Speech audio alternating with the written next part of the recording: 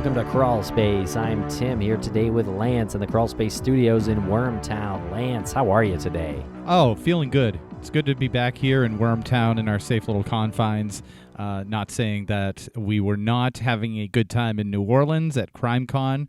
That was an insane whirlwind. It was super fun, and it was one of the busiest crime cons that we've been to. Definitely the busiest crime con we've participated in. We were pulled in a lot of different directions, but yeah, it was a blast. It was exhausting, and it was everything we wanted, and I hope it was everything you wanted out there, those of you who attended. And if you didn't attend, make sure to go to CrimeCon in 2020 in Orlando. Yep, that's going to be the first weekend in May. I think it's May 1st to the 3rd, I think. 3rd, yep. Yeah. And that is guaranteed to be a great time already. I don't know that anyone who attends CrimeCon doesn't have a great time, Lance.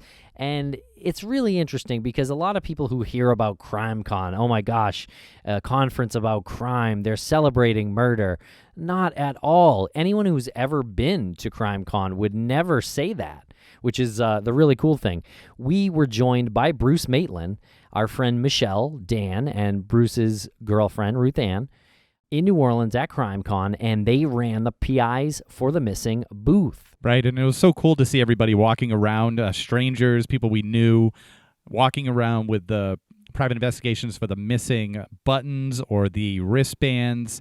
And so far, the current count is over 200 signatures that people gave on the mailing list. So these are people that will receive periodic newsletters. And also, if you want to give us more significant donation, this is the way that we're all going to communicate.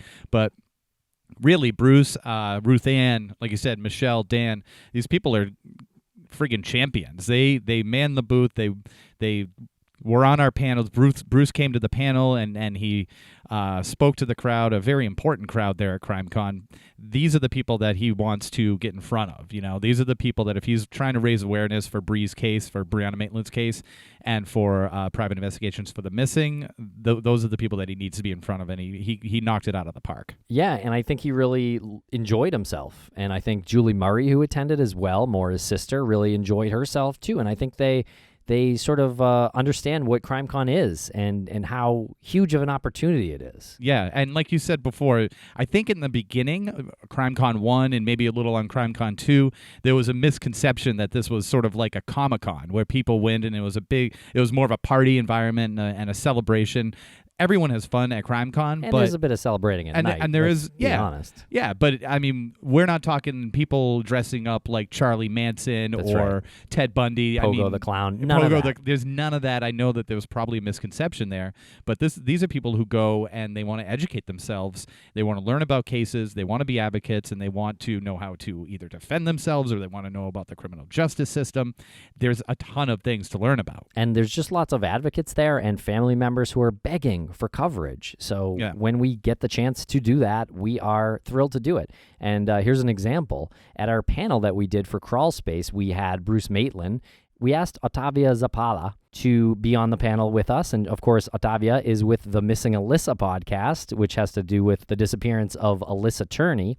And we also asked Jason Watts to be on the panel last minute, like not even a lie. He was actually sitting in the front row, and we're like, hey, jump up here. We have an extra mic. And he was like, me? He's like, what? I have to pee first. We're like, no, you can't.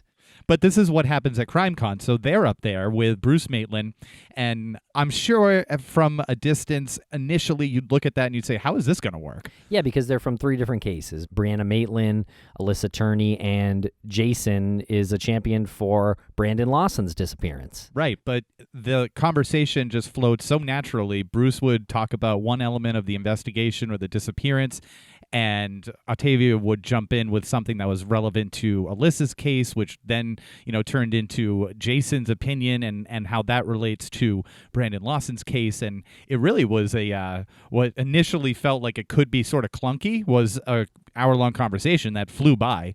And we got some great questions from the audience, and a lot of people, not to pat ourselves on the back, but a lot of people said that was one of the best best panels that they'd seen at CrimeCon. That was just sort of unexpectedly good. Yeah, absolutely. And so we want to give a big thanks to Bruce, Otavia, and to Jason Watts. That episode will be coming probably in a couple weeks. But this episode, Lance, is part 2 of our panel at the Riverwalk Cafe in Nashua, New Hampshire that we did in May. And this episode starts out kind of abruptly, and we start talking about Brianna Maitland's car and what was done to the car and how it was processed and handled in the aftermath of Brianna's disappearance. Of course, if you don't know about Brianna's disappearance, we would urge you to listen to episode 1 of this. But the quick rundown here is that Brianna went missing the evening of March 18th, 2004, after she left her job at the Black Lantern in Montgomery, Vermont. Her car was found abandoned about a mile down the road, hung up on an abandoned house. I mean, most people who are interested in cold cases and, the disappearance of, fill in the blank, know that picture of Brianna's car that's hung up in the back of the house, backed into this boarded up abandoned home. And what happens at our panel is pretty amazing because we have Bruce, who just he's never really come out and done anything public aside from something like Dateline or early interviews right around the time that her disappearance happened. And since then, he's channeled his energy into private investigations for the missing, but to have him harken back to those early investigation days and collaborate with Greg Overacker and eventually start collaborating with Lou Barry on it. The police officer who's been in law enforcement for, I think, longer than you and I have been alive. He's just a consummate law professional. It was really cool to see the three of them interact together up there and talk about the details of like the car and Brianna's new leads in Brianna's case. Yeah, and Chloe Canter joins us up there as well. And, of course, check out Chloe's new podcast called True Crime Twins that she does with her identical twin sister, Melina Canter. And so episode 2 came out a couple weeks ago, so check that out on the feed. There's a link in the show notes. And before we throw it to this episode, I just wanted to mention a couple of highlights from the CrimeCon trip, Lance. One of them was Art Roderick, former U.S. Marshal Art Roderick, who we were on the TV show, The Disappearance of Maura Murray, with. We were hanging out with him on Thursday night, very late into the evening, and he was a blast to hang out with, and he gets especially friendly, and he's doing some dancing at the bar real late. Well, first of all, in order to hang out with Art, you have to push your way through the waves of female fans. He's at least like 4 rows deep of female fans because he's got this magnetic personality, and he's really smart, and he's really fun to hang out with. And he'll listen to you. That's something that is really impressive, is that he's got a bunch of people around him, and they're all asking him questions, and he's responding to them. And he's engaged. And he's engaging. Yeah. So that was a highlight, and we got to see him dance a little bit, which was also a fun highlight. And classy dancing with some of the young ladies at the bar. Yep, and he promised me a U.S. Marshal pin. He said he had a ton of them up in his room. He's never going to give you one. And he did not give it to me, but I'm sure that's on the way. Another highlight was meeting Sarah Turney for the first time. That's absolutely right. We did a panel with her and Otavia and Justin from the Mysterious Circumstances podcast, and that was just an honor to be asked to participate in that panel. And it was great to meet Sarah. And that panel, hopefully that audio will come out on the Missing Alyssa channel. But that panel was really powerful and emotional. Yeah.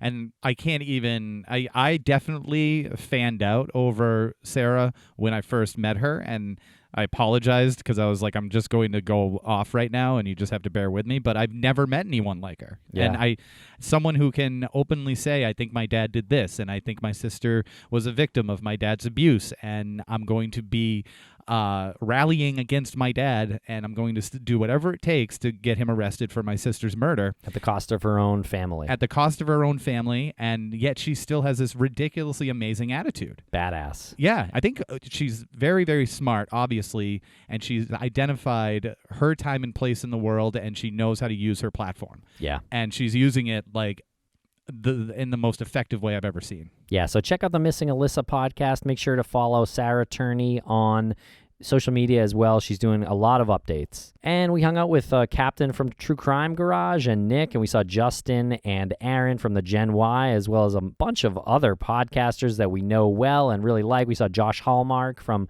True Crime Bullshit. It was nice to meet him. It's nice to finally meet him. Yeah, even though it was very brief. Yeah, but he's a huge guy. Oh, yeah. He's bodybuilder, I think. He's a bodybuilder, yeah.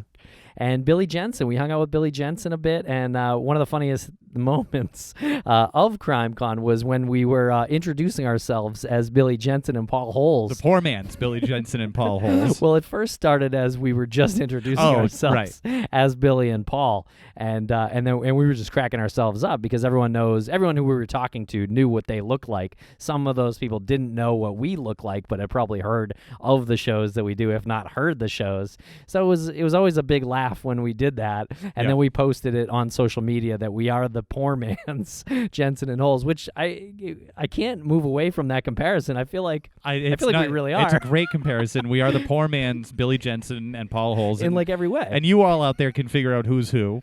But I think the funny, like the humor in the whole thing is you don't have. It's free to listen to both of us. Like you can be rich or poor. Right. You don't rich people can listen to us if they want to. But we're the poor man's. We're like diet Billy Jensen and diet Paul Holes. So that was a lot of fun. Check out those pictures on social media. And we hung out with Maggie Freeling a lot this weekend, too, who is a blast to hang out with. She had some hilarious things to say, as well as Patrick Hines and Jillian Pensavalle of True Crime Obsessed podcast. We had the opportunity to go to their live show at a place called the Always Lounge.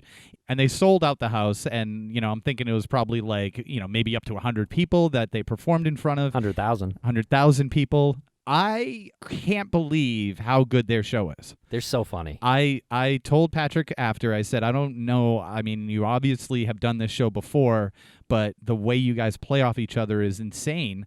And you're just seeing something really unique because it's a live podcast. Their podcast translates so perfectly to a live show. Yeah, and to this whole kind of moment in time with this true crime explosion. So their podcast is called True Crime Obsessed, and that's really what they are. Like if they see someone that they listen to or someone they've seen on a documentary at the bar, like what happened to us at CrimeCon, they freak out, and it's like, oh my God, let's take an Instagram video, and it's like, yeah, but it's not really an act. It's dead true. They're obsessed, and they're hilarious. And just like the Art Roderick, when you talk to them, they are engaged with you, and they don't ever lose their sort of humble beginnings because they're a talent. They're talented, and they have a huge following. Yeah, they do. And they know the cases, and they're not making fun of victims or anything like that. So if you don't like comedy in your true crime, maybe the show's not for you. But if you like a dash of comedy with some really funny people, I think you'd really like the show. Yeah, they covered Cocaine Island on their live show that we saw, and it was no way making fun of like the case itself. It was just their very amusing observations of the production of the show, which they played off of each other so beautifully. So a lot of fun at CrimeCon, so many stories. We met so many people. Thank you to everyone who we met and talked to. And we're going to go into more depth on this subject and topic on our Patreon channel. So check that out at patreon.com/crawlspacepodcast. We'll do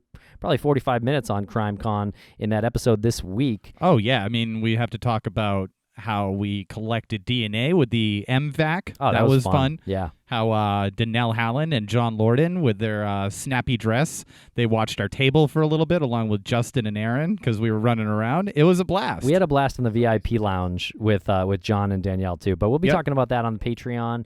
And thanks to everyone who came up to us and said that we do a great job or that they love a certain thing about what we did. And I find that my favorite compliments, Lance, end up being like, oh, that was so funny.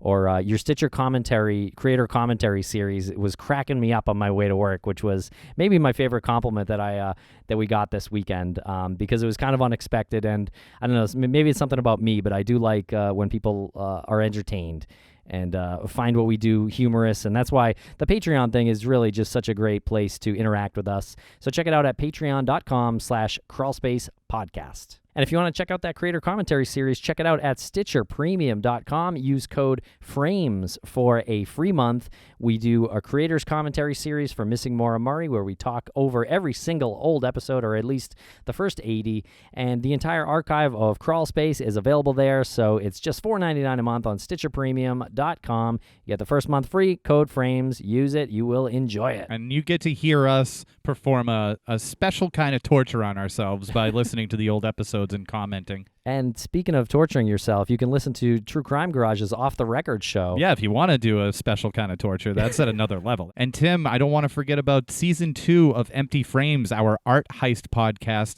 which is now out from the Stitcher Premium exclusivity, and you can catch all of the episodes for the public feed. It's going to be every other week. The first one just dropped today, and that is about the return of the woman ochre that happened in Manzanita Ridge Furniture and Antiques out there in Silver City, New Mexico. We talked to the owners there, the ones who accidentally found this painting that was stolen. $100 million painting that, dropped into their lap. Just on a wall behind a door. It's really one of the best stories that I've heard in and one of my favorite interviews in doing all this work that we've been doing over the past few years, Lance. Just a fun interview. It's loose, and there's no victims, no casualties. It's just a really interesting story about returning an extremely expensive piece of artwork. Yeah, even the heist itself seemed kind of fun-loving. It does, because an unassuming couple just walks into a museum and takes the painting and leaves on Thanksgiving or something like that. Yeah, it's a wild story, so check that out. It's called Empty Frames. There's a link in the show notes.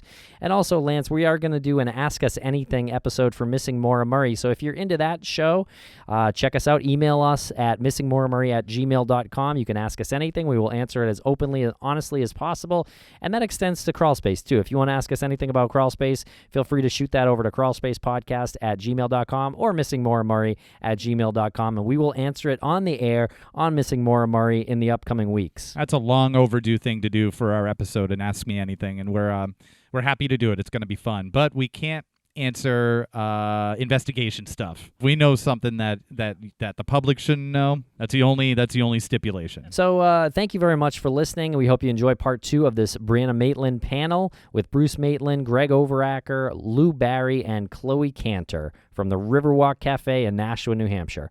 Thanks for listening, everybody. See you in Chicago. Give us 5 stars.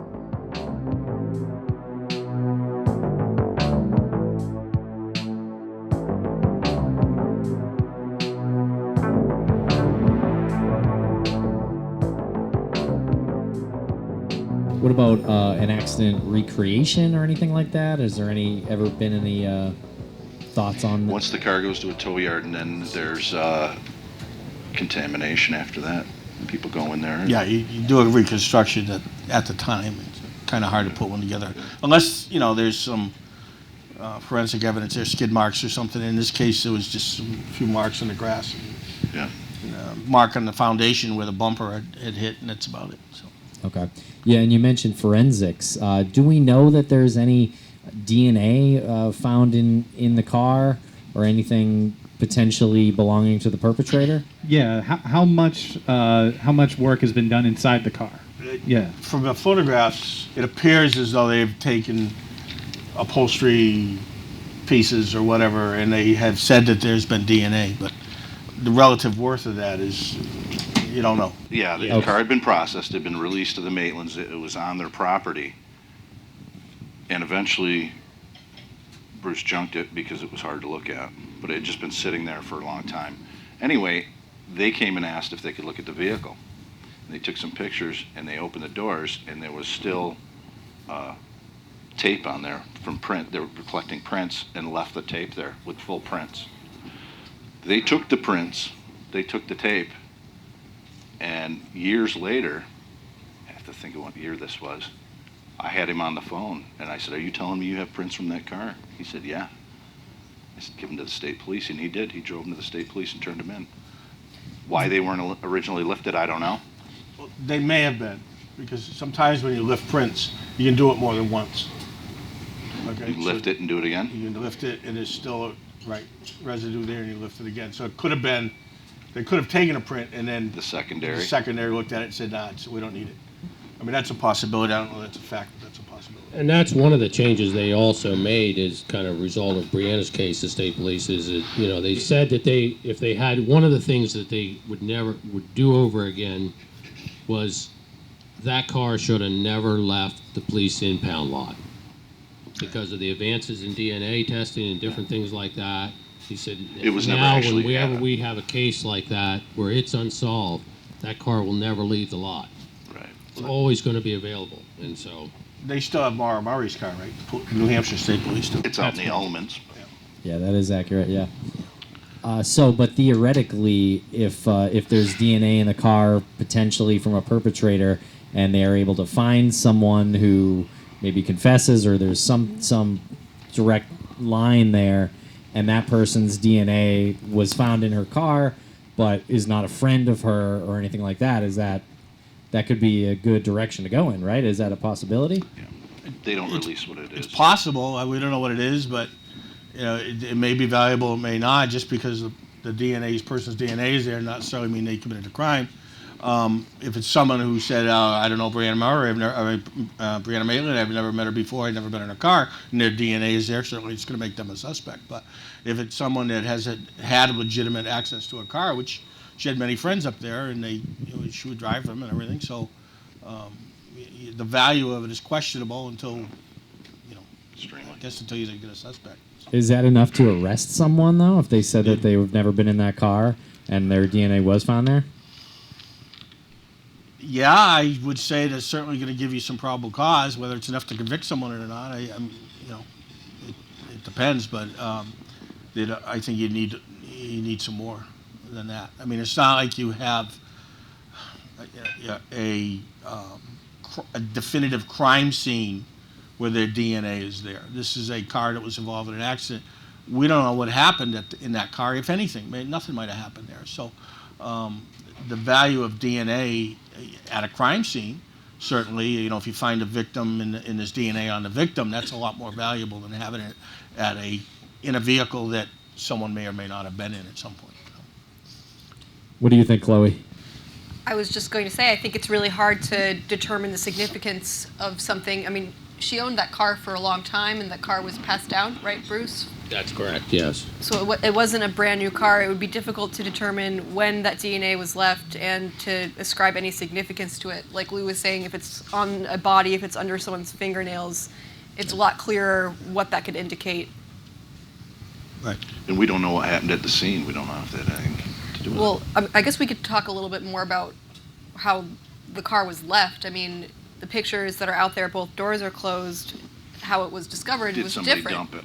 It was, yeah. Is it evidence that there was some sort of abduction, the way that it was left? I mean, both car doors were left open. That's not how it looks in the pictures because they were both closed after it was first spotted, but turn signal was left on, headlights were left on. And it's about 2 miles from the Black Lantern where she worked? About a mile and a half. Mile and a half, yeah. Very close. So, and that, in theory, happened pretty much right after she left work, we think? Something happened, the car was left there. Okay. There's a 55-minute time frame. 55-minute window? Well, without knowing what time the witness went by, it's kind of hard. But Hour and 10 we're minutes. looking at Hour about and 10 an hour and minutes. 10 minutes. On the outside, he said he was there between 11:30 and 12:30, I think. But that's always the question: was it ditched, or did it take place there? It leads you to believe something took place there because the lights are on. Yeah, and if someone's going to ditch Doors a are car, open. that's an odd way to ditch a car. It's very Yeah, really. conspicuous. Yeah, right. Yeah, right on the main road, and But we where heard it's those gonna draw stories. attention. People told us that, You've heard stories like that? Oh yeah, absolutely. I mean- had a girl say that my boyfriend did it. He told me everything. Told me he ditched her car there. They were doing heroin. They were really messed up, and he hit the building, got out, and ran. Told us where. That was Hardwood Hill Road. Tip. Cried when she was telling me, and then we passed that to the VSP, and they went and followed up on it. So we don't know what happened with it, other than it went nowhere. Yeah. If someone was going to ditch a car, I mean, there's probably 500,000 places in Worst in place that to ditch a car. area You might as well ditch it at a to casino. ditch a car. Rather than right on the main road where it's going to draw the attention and did of people driving by because they, fortunately the photographs that we have came from a group of skiers who thought it looked odd, stopped and took some pictures, fortunately, because other than that, we'd have one photo and that's it. But, so it did look odd. The VSP have more pictures than we do, and I can't remember where they came from. Have you seen them? I saw 'em wasn't when I aware did. other than just those ones the guys took and then Yeah, the one they and took. the one they took, yeah. When I did Disappeared, they showed them to me. The producer had them. So it's not that they didn't want the public to see them, they've just never released them. I think they're going to give them to a producer. But the doors are shut. Of course, the witness told us he shut the doors. She's an ex-boyfriend that sees the car 2:30 in the morning, gets out of his car, walks up to it, shuts the doors, and leaves. He was just checking out the scene, just seeing what. Yeah, that's what he says. And then he's always, he's from there on in, he's beholden to tell you that he was there because he touched the car. He can't very well say he wasn't. And So- the first responder, the story I've heard is that he picked up the scattered belongings or some of them on the ground and Yeah. threw them back Put it into back the in. vehicle. Unclear on that. Necklace and, I think a blue necklace or something. That's one of the items. So the ex-boyfriend drove by 2:30ish, shut the door, and then the police officer the next day saw the car, took a picture, found a necklace, tossed it into the car. Shut So- both doors. Then he shut both doors, or the Both doors. No, the boyfriend shut the doors. Both doors. Yeah. Yeah. Okay. So the ex-boyfriend, I'm assuming, has been questioned. Yeah. Okay. Because I think that's where a lot of people's heads go Repeatedly and changes his story a lot. repeatedly and changes the story. So what's the feeling on the ex-boyfriend? Well, he was involved in some activity that he didn't want to share with them That particular night? that particular night, and since then has changed his story and told what he says is the truth, which I tend to believe him. In fact, he just contacted me a few weeks ago with some more information, so he's being very open about things at this point. And he's changed his story once or twice? Or? I don't know how many times he told me one story and that was it, but I know he's told the state police a number of different versions. So. Okay. But that could be harkening back to what we talked about earlier. Yeah. Doesn't want to necessarily be honest with the police. Yeah, for his own reasons that They would make grilled him. sense. Right. They grilled him. They interrogated him pretty good? Yeah, yeah. And I think they're confident that he's not involved. Yeah. So Okay. am I. I don't think he's involved. No. Okay, good to know. And I know it seems like we've been knocking them, but the Vermont State Police are still actively investigating this, and they're still working on it, and they appreciate the information, and They've done a lot of hard work. they're really there's different people involved now, and they're very professional, and I think they're doing the best they can at this point with the resources they have. And lack of information. Yeah. Probably a good time to mention that if anyone has any information, can deliver it to these fine gentlemen up here or directly to the Vermont State Police. So we keep getting off your story. 4 days, Thursday you go in? So she's been missing Friday, Saturday, Sunday, Monday, Tuesday, Wednesday, Thursday you go to the VSP. Yes, Then that's what? probably true. Then what? Then we have our little scene there and discover that he has the pictures, and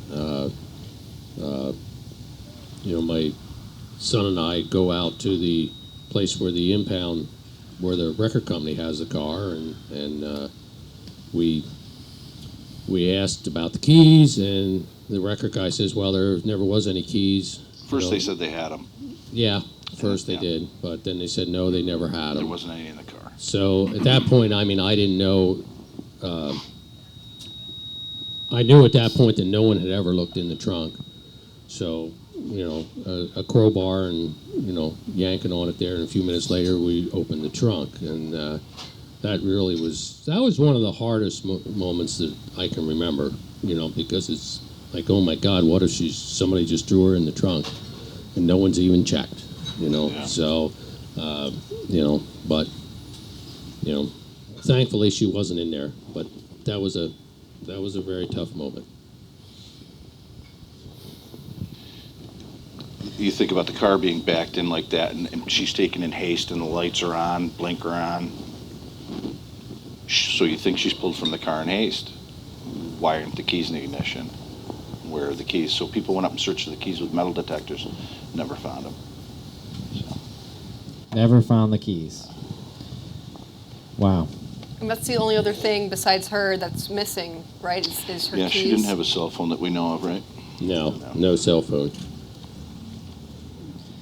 And they searched the general vicinity pretty good with metal detectors and such? I actually went along for that. The guy with the metal detector searched all around the house, all in the quasi-yard area, and then we did some grid searches out into the cornfield that was behind the house. And I mean, we kind of, at the time I say, well, if somebody was going to throw a set of keys, how far would you look? And so that's kind of what we did. Okay. There's also a possibility that there are no keys, because it's been told, I think by a couple sources, that her car didn't need a key to start, and that's, I've had experience with a car like that. So it's a possibility. I don't know, I probably should ask Jillian if they had a house key, if they locked the house. I doubt it up there, they locked the house. It would be hard to say. I think there was a set of keys with it. I mean, I remember working on it. You put the keys in, and it wasn't that old of a car. It had an ignition on the steering column with a lock that you take out. So yeah, Right. Keys went somewhere. Old beater. Yeah, they existed somewhere, and now they're bet. not Yeah. around. And you could turn the ignition without a key, is what Lou's saying. But Bruce, you're saying you think that I don't she had- personally think so. Yeah. She had a set of keys. Did she have a purse? She usually carry a purse? No, she just had everything stuffed in her pocket. And how long had she been working at the Black Lantern? That would have been her second weekend. How many other jobs did she have? She was starting a job at a restaurant in St. Albans, and I think she was there, one day, I think. People put a lot of interest in why didn't somebody that was doing this to her take the checks that were on. The checks are right there. Well, they were small, and that's not what they're after. 2 uncashed paychecks right on her front seat. But Yeah. probably for pennies. Yeah.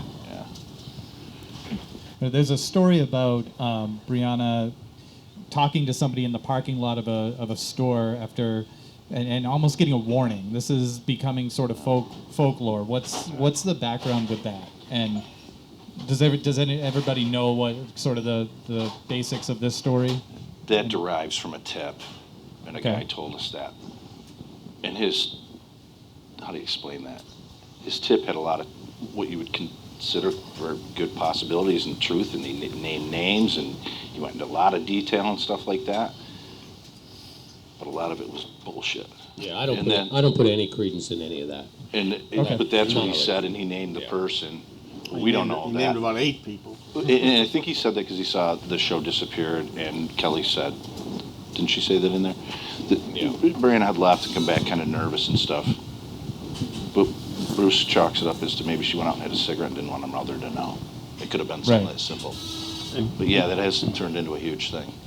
She was agitated, but part of that was, I guess she would get frustrated with her mother from time to time, and Yeah. she had to go to work at the Black Lantern, so she had to go from St. Albans to where she was staying and get dressed and then drive. And be to work on time. be to work on time, And I think so- time was like Running close. ticking away, and it was running close. So she was in a hurry to. The person that your gave first that- job, you're nervous about that anyhow. You want to get there and be on time and do a good job. So. And she was not upset, aggravated, anxious at work that anyone said. She seemed No, they seemed all fine. said she So seemed you don't, fine. go from being anxious about something to forgetting about it 2 hours later. Right? At least I wouldn't. The think person so. that gave that tip was so detailed, and I thought, he can't be making this up. It's just too much. It's like he had to looking behind me for the screen, like he's reading it, And but you could tell a lot of it was just bullshit, utter bullshit. And then you talked to him, and he just kept dragging more people into it, and we're thinking, boy, he's going to have the whole town involved at some point. Everyone was in on this. And his last story, pretty much everybody was. Yeah, and was he naming people publicly? I think at some point he did start doing Yeah, that. he still does online. He posts things Okay. all the time. Yeah. It got bad, but the first time I interviewed him, I couldn't believe it. My jaw dropped, and he was really specific details.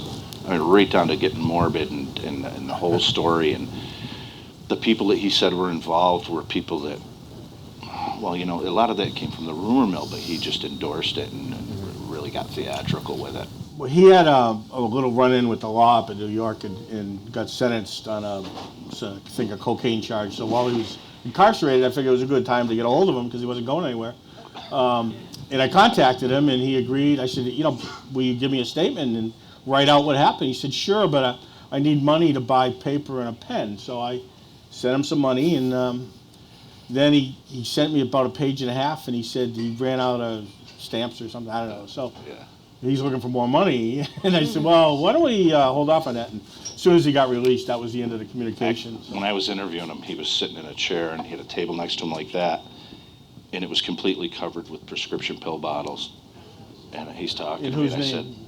I said, are those yours? He goes, yeah. You got a prescription for all that? He said, yeah. Now, Chloe, you were kind of smiling and nodding. You've had interactions with this person, or you've heard? Okay. Yeah, he is. I don't know. It's sporadic, I'd say, but he's pretty active on forums on Facebook, and I've written a blog post about this very situation because if you go on websites like Reddit, on Facebook, people will say, and then there was the threat outside of the parking lot at the shopping center, or the warning, Brianna was warned, stating it as if it's fact. So I wrote an article specifically about that and how it's really rooted in conjecture.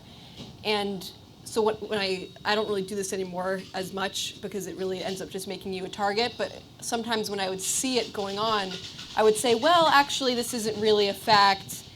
This is kind of based on a lead, and now people are just regurgitating the story as if it's fact. And at one point, the person that gave the original lead responded to me specifically and was very angry. And some people were kind of ganging up on me with him. He sticks to it. That really believe it. And I mean, he sticks to it, and he becomes angry when people don't believe it. Stick to that lie to the death. So the guy who with the pill bottles that you guys went to visit, that's the guy who sticks with it? Yeah, and you don't know if part of it could be true. A lot of it was, Lou, you even said that part. A lot of it makes sense, but it just drifts away. And a lot of it doesn't. A lot of it doesn't. Yeah. It's distracting. But one of the frustrating things that I'm sure that the authorities have run into the same problem is that a rumor starts and it gets spread, and now you're chasing ghosts. Yeah. And you don't know whether this is good information, is it new information, or is it just the same rumor being regurgitated over and over? He's the one that said that she was taken to a house and they were drugging her. And the first night that she was on the news, on the local news, a girl walked in and said, "What are you doing here? You're on the local news. Everyone's looking for you." He told us that story and told us who the girl was. Interviewed her. No idea what we're talking about. Yeah.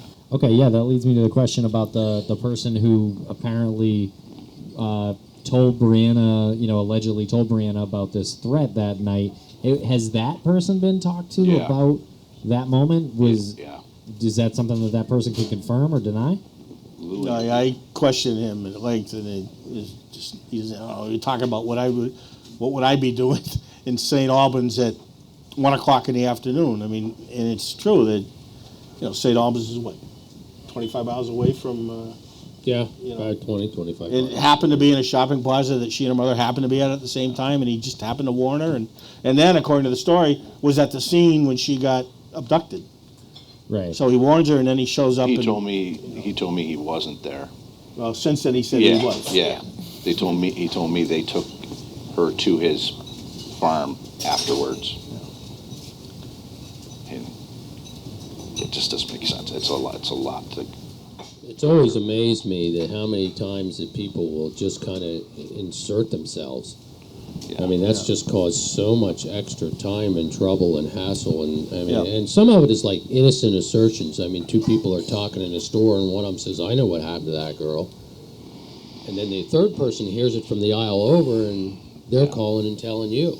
Yeah. And then sometimes I just think it's deliberate, and I just, for the life of me, I can't understand it.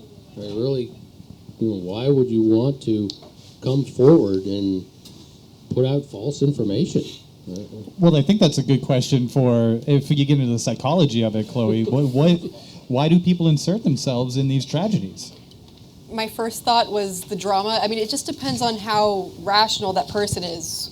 When earlier we were talking about people coming forward with erroneous leads, very conspiracy-oriented, trying to tie a bunch of unsolved cases together, like, talking about Brianna and Maura Murray and Molly Bish and trying to tie everything together. I think some people that have certain mental health issues where they're not attached with reality, and that can be a number of things, they're very conspiracy-oriented, and I think those people are well-intentioned and they're not trying to cause trouble. They actually think that they've figured something out and they've made the connection.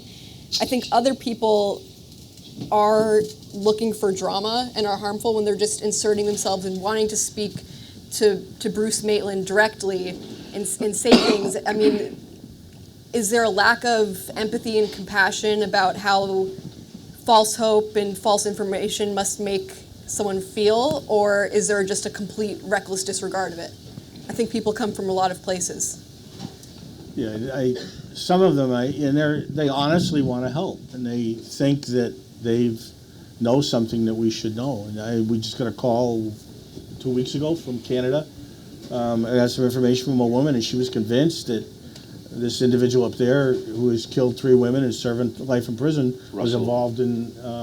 Russell Williams. Yeah, Russell was involved in Brianna's case. And, you look into it, and at the time, he was at the military academy up in someplace up in... So, realistically, it's not possible. It's not possible. And the MO involved in his murders and hers are totally different. So, but in her mind, she put this connection together and felt that it was viable and honestly trying to help. I mean, she wasn't.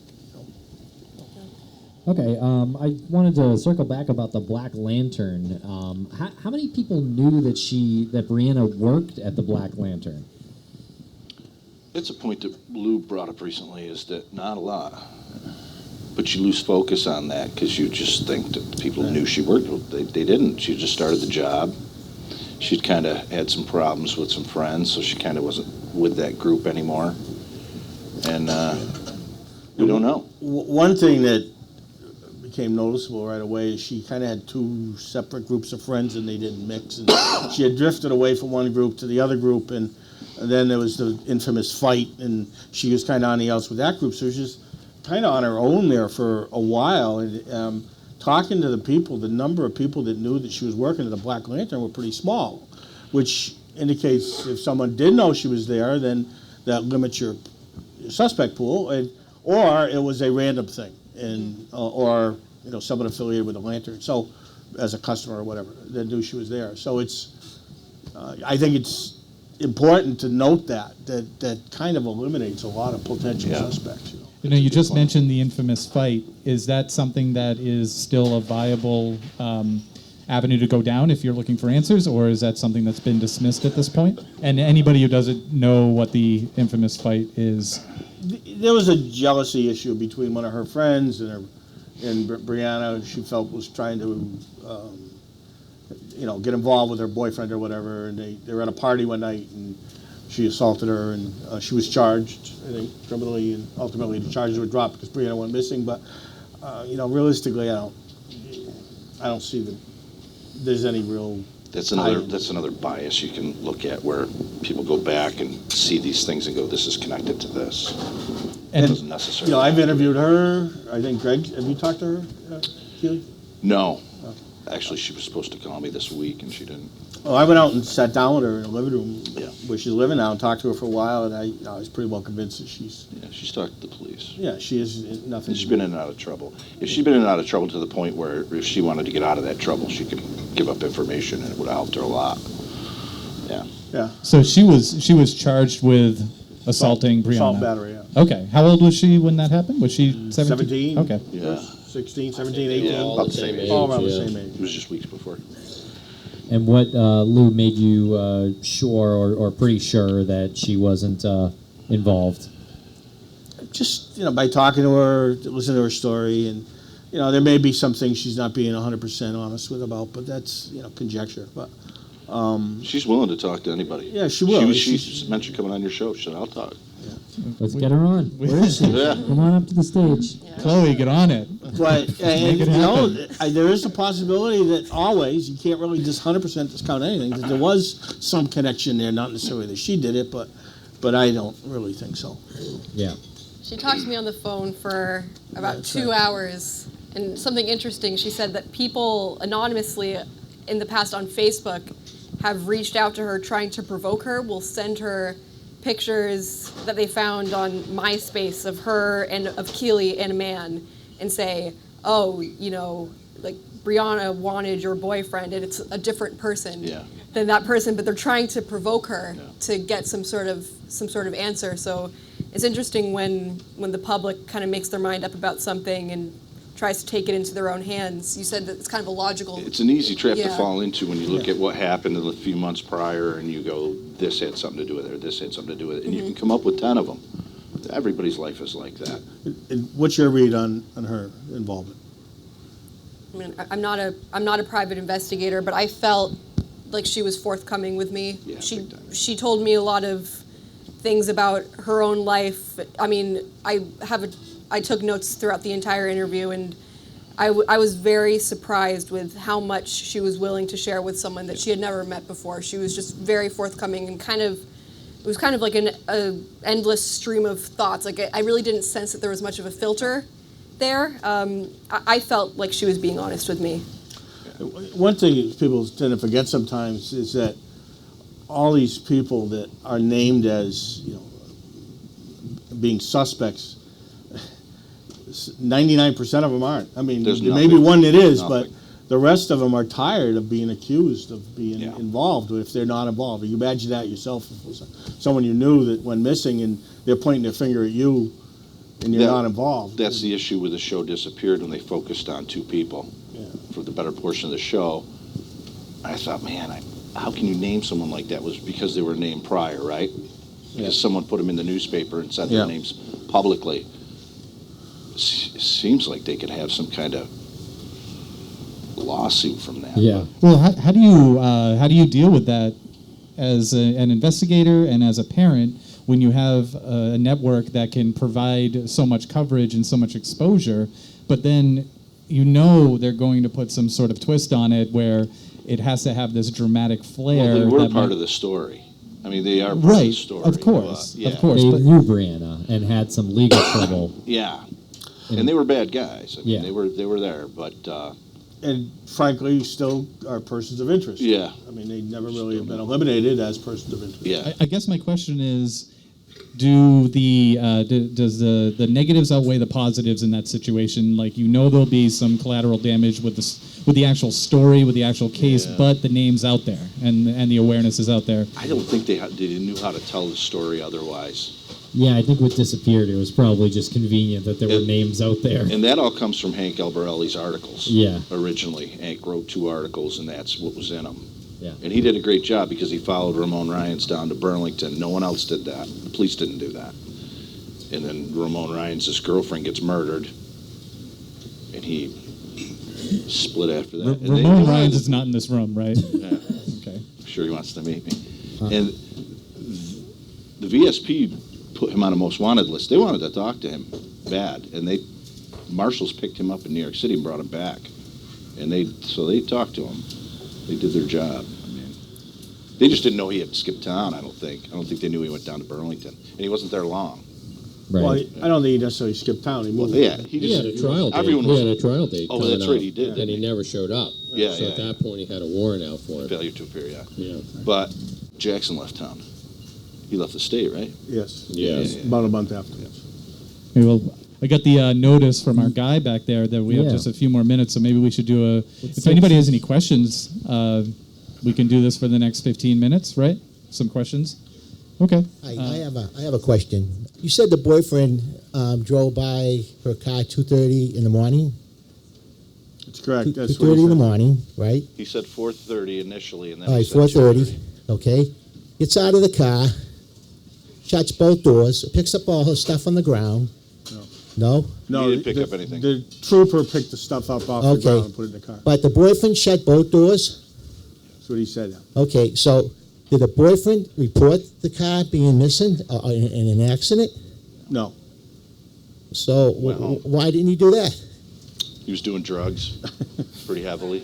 Yeah, he didn't want to bring any attention to himself. Yeah, well, it sounds kind of.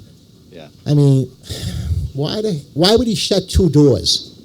Why? I mean, He knew the car, he knew it belonged to. The lights were on, the doors were open. He stopped to see what was going on. Nobody so was he there. must have been so he screwed shut up in the head then, right? I mean, that's what you're saying. He was screwed up. Yeah. There probably was some drugs involved at the time. Yeah. All right. Well, I don't know. He sounds kind of fishy to me. Oh, yeah. You know. You have to think too. I mean, it was an ex-boyfriend, and it wasn't an ex-boyfriend that stalked her. It wasn't anybody that was trying to like restart the relationship. This guy just seen, oh, there's my girlfriend's car. The lights are on. I know, the but doors that's are so open. early in the morning. What the hell is he doing out that early in the morning? Did someone call him and say? Well, that road, it's a very remote area, and that road is the only main road in Okay. from where he says to get there. So he would have basically had, if he was out anywhere, he'd have had to drive by that road. So you're on says he drugs and you're driving. I can't picture him just seeing that car. If I'm drunk, okay, I'm not going to look for. If I see a car on the side of the road, I'm going to keep going. Yeah, I mean- I think it's a different drug completely. I think that's a lot of the answer He was Okay. smoking to your crack. question. All right. Yeah, He was smoking he was crack. doing some hardcore stuff. All right. And he, Yeah, he looked in, turned the lights off, shut the door, turned the lights, went around the other side, looked in, shut the door and locked. Yeah. It's not, yeah, It's difficult for a lot of people Yeah. to reconcile me included. all of that. Yep. Yeah. You know, it's also difficult to reconcile why didn't the trooper find the owner of the car. There's a lot of things that happen that you can't, you know, human nature is what it is. You can't always explain things. Yeah, yeah. Okay, and we got one over here. First, Mr. Maitland, I'd like to thank you for coming and sharing your story with us tonight.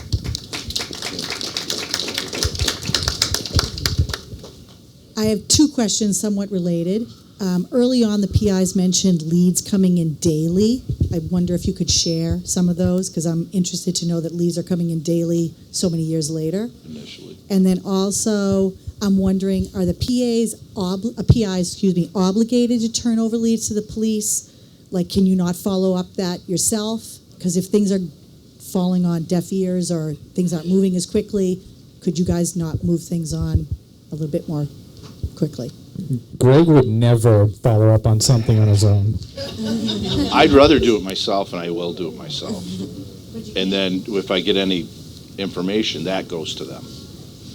I want to know what it, and I don't want them to waste their time either if I get there and the person's crazy, which happens. But I'll get all the information I can get and then give it all to them, and then they can go back and follow up. The first question was for you, though.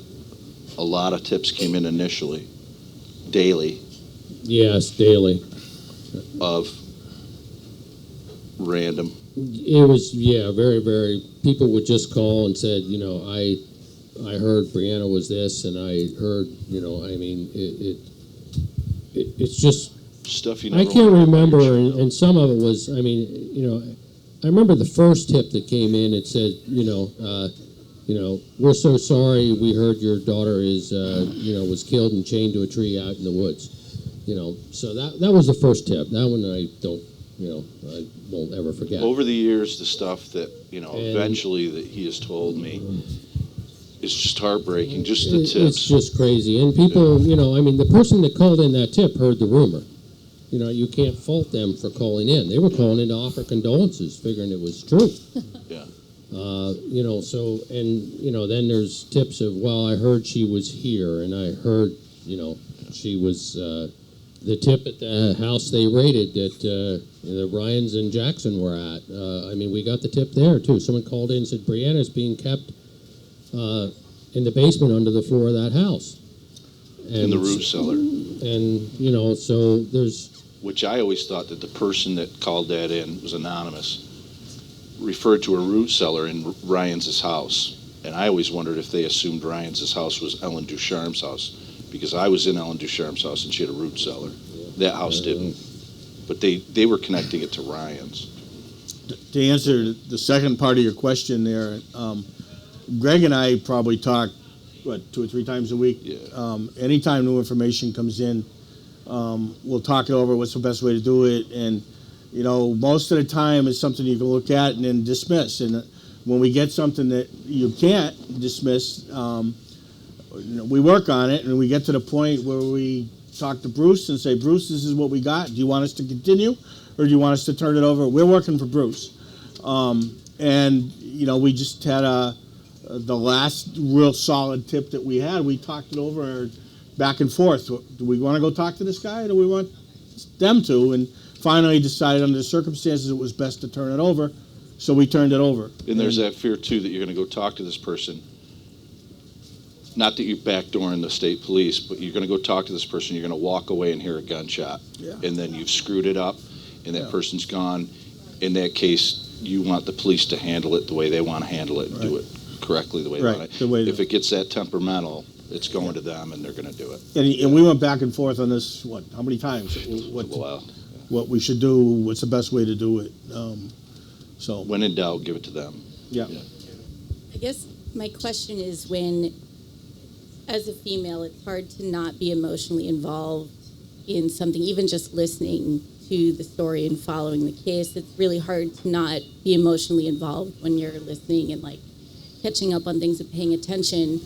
As private investigators, when you guys encounter new tips, what is it that sets off your radar that says, this guy's crazy? Like, it's not worth me even looking into it. How do you know someone's like not what right? I know that I have a gut instinct that I can trust, and I'm usually pretty spot on, but I'm curious as to whether there's something in particular that sets it off for you guys. The last one told me he was arrested at the White House. Seriously. That's crazy. He's got a bullshit detector, really good bullshit. He does. And he laughed. I left him a message. Oh, you're not going to believe this. And what was the other thing he said? We know exactly, where she she is. Yeah. Okay, yeah. where is she? He was texting me. He said, somewhere between Vermont and Connecticut. And I wrote back, that's the opposite of exact. He's just nuts. But yeah, he's got a good bullshit. What about the difference between someone who might be eccentric and someone who is telling maybe good information? Crazy people hear valuable stuff too. You know, criminals are the ones that give you good information because they're criminals, and that's, you're going to hear stuff from, the good people usually. The main thing is, what's their basis of knowledge? How do you know what you're telling me? Yeah. And is it credible what they're telling you that their basis of knowledge is or not? And that a lot of times will tell you. If it's like, well, I heard this, from my hairdresser, and you call the hairdresser and they say, I don't know what you're talking about. Well, you could probably write that one off. But it's frustrating because you get information and you don't want to immediately assume, like you said, crazy people get information too. So you can't discount anything, and that's part of the frustrating part of the whole thing. Time for 2 more questions? Okay, you first. Okay, hi. I heard reports that Brianna was a martial arts person. How long was she practicing, and do you think the evidence that was allegedly found, a broken necklace and some of the other water bottle outside, do you think that was proof that she fought? In my mind, yes. I believe there was some kind of struggle that went on just outside the car. That's one explanation in my mind of maybe why the keys are missing, because that would have been maybe a tool that she could have used if she was being attacked, is the keys.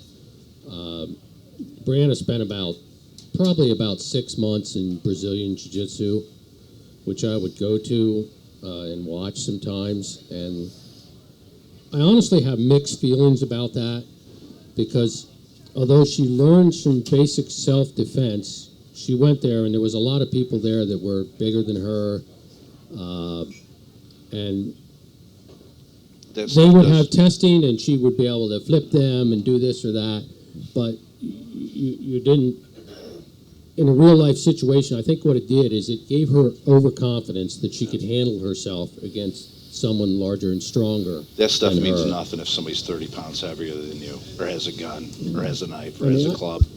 seriously means nothing. I don't quite agree with that. I mean, I certainly think there's techniques that maybe you could use to try to get away or You different better things be like real- yeah, that. you better be real But good at for it. somebody that's really out to do somebody harm, that, you know, there's a frail 117-pound girl, you know, and I just, yeah. So And I think case in point, 2 weeks earlier, she'd been beat up by a frail 17-year-old girl. So, and did not, from what I understand, She did really not choose defend to fight herself back. or anything, right? So, That was a choice. that was a choice. That Right. that was not a, yes. I think she could have handled that other girl just fine if she wanted to. But Okay, we get a question here. So I just listened to the episode about the HVAC, and I was just wondering if there was a possibility that that could be used on the inside of Brianna's car to try to find traces of DNA. Yeah, MVAC. Yeah. that's one of the reasons we all wish we had that car. You know, we just don't have it now. And that was my decision because, I mean, the police called me, said, we're done with the car, come get it out of here. So I brought it home, and it sits along the driveway, and you drive in and out there, and you're looking at that car every single day, and then you have people that want to help or aren't experienced investigators. Oh, well, let me come look inside the car. I'll, you know, find something that no one else found.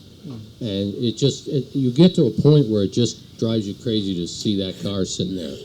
So, don't forget also the advances in technology from now to going back 2004 are just like night and day, and that's why they're solving cases now that are 20, 30 years old through DNA that technology didn't exist when a case came up. So that makes a big difference. I think if the same case happened now, you'd see it handled entirely differently, forensic-wise. You know. 2 minutes. Well, that should be enough time to say if you have any other questions or if you want to find out more information about Bruce's organization, Private Investigations for the Missing. We have these flyers here.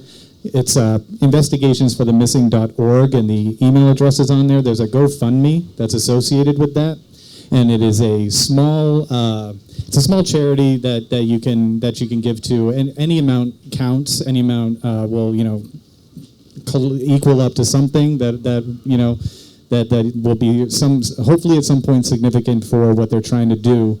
Which is to provide resources for people who have missing loved ones, and law enforcement has run out of their resources. So go to investigationsforthemissing.org, and we want to also promote the proposal. Is Proposal 130? Senate Bill 130 Senate in New Bill. Hampshire.